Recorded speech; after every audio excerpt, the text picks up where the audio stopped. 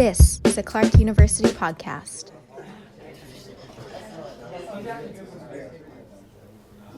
I stepped to the front of the room and snatched a marker from Miss Adams' desk. These monuments represent the general public, the collective will of the community, right? I wrote Athens on the whiteboard, then Socrates. I explained Plato's analysis of Socrates' act of civil disobedience by refusing to participate in the public worship of Greek gods. Are there certain contexts in which defacement of idols of the tribe is appropriate? Yes. It seems, though, the more important issue is the meaning of the painted remarks #Black Lives Matter, rather than the actions, in this case, spray painting on a public statue. They looked at one another as if unsure where I was going with all this. Maybe they were figuring out if I supported them or not.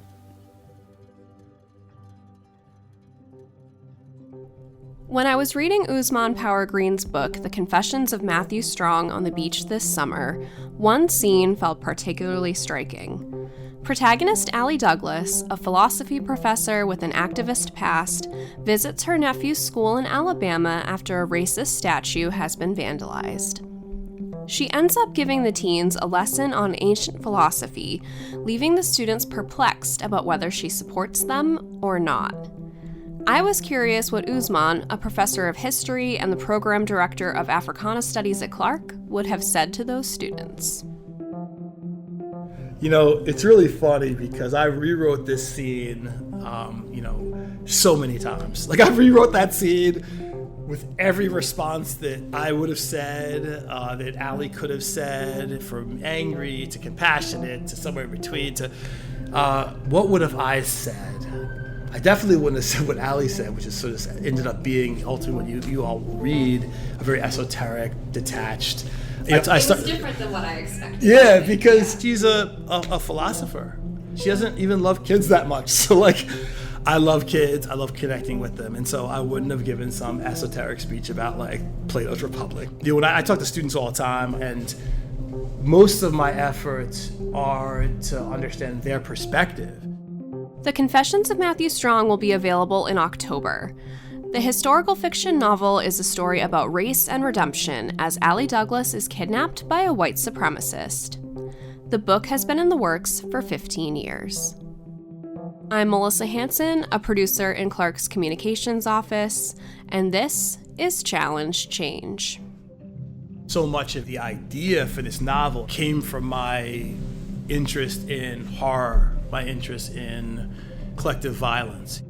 So my grandmother, Madeline Greene, was born in Alabama, and that side of the family, we don't really know all that much about it. This is much more of a creative journey and also a historical journey.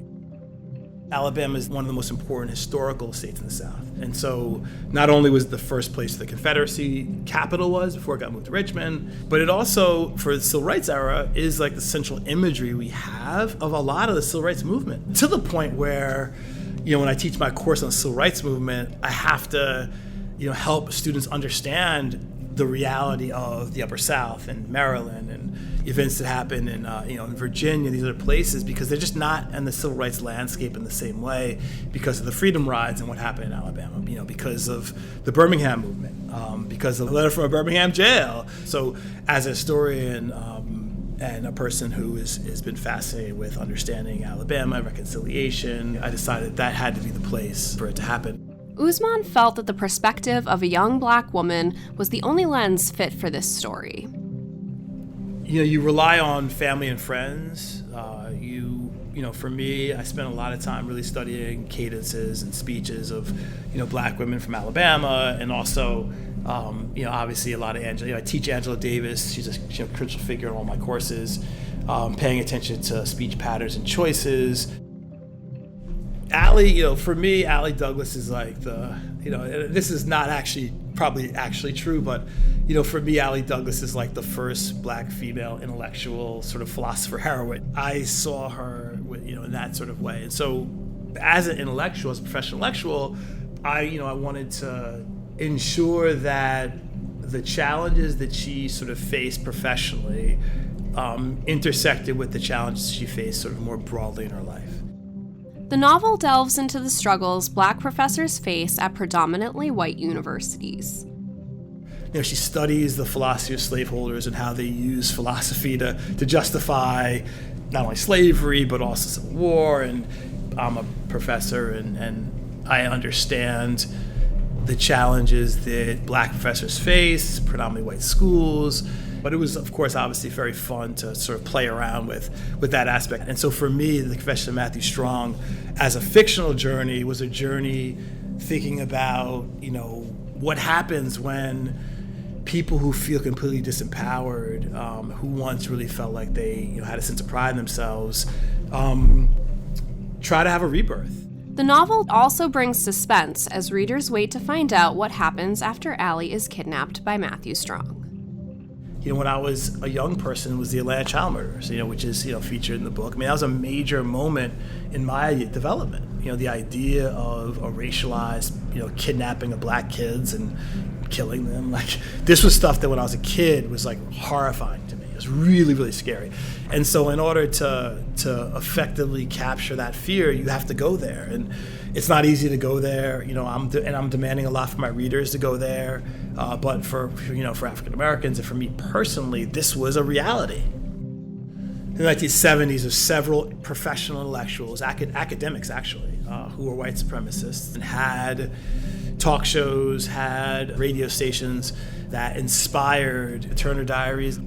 It was not difficult to find these radio, shows and to listen to interviews with some of these figures from the 70s and to develop ideas for what would be, sort of a realistic portrayal.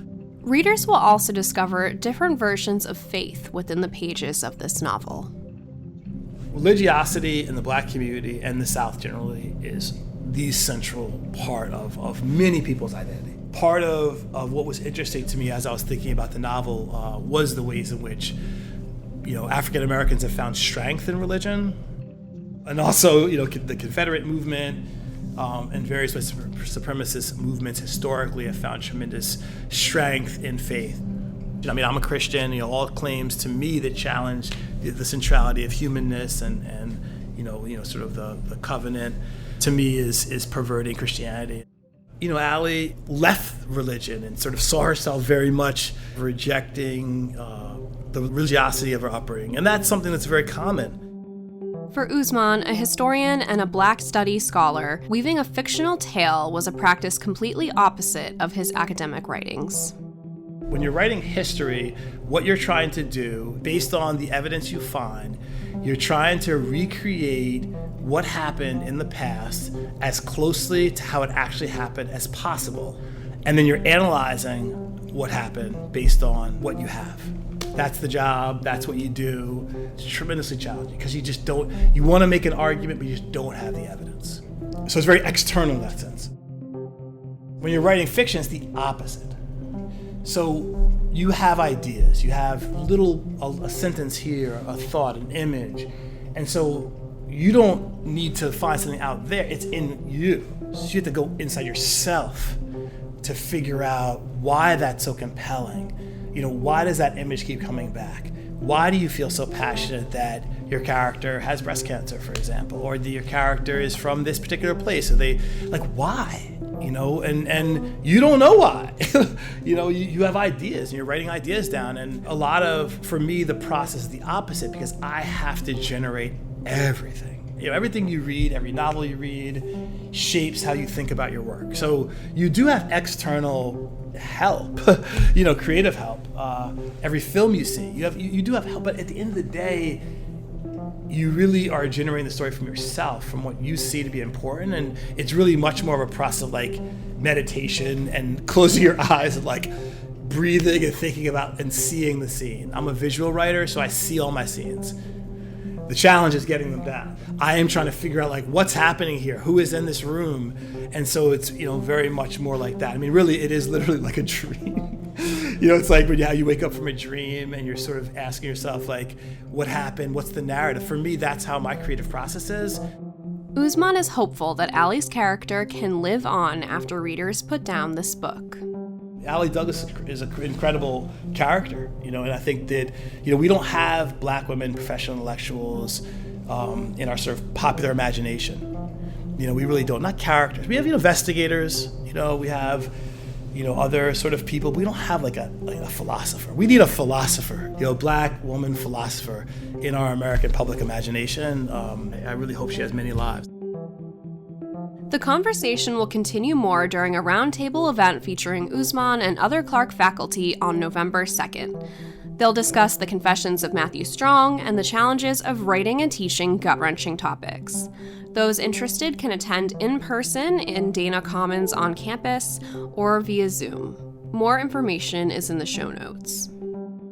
To learn more about history at Clark, visit clarku.edu/history. Challenge Change is produced by Andrew Hart and Melissa Hanson for Clark University. Find other episodes wherever you listen to podcasts. 1, 2, 3, Clark!